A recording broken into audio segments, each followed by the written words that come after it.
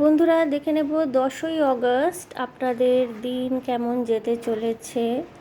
আমি যে কোনো দুটি কার্ড এখান থেকে নিয়ে নেব, কি আসছে দেখি।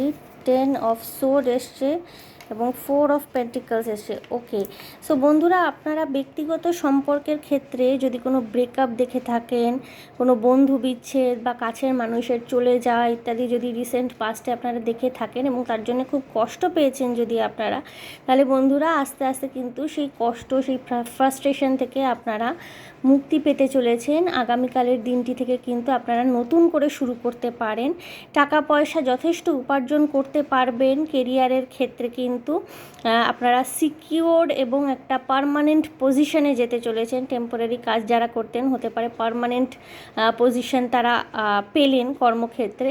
টাকা পয়সা ইনভেস্ট করারও ভালো দিন এবং অল ওভার দিনটি মোটামুটি কাটবে।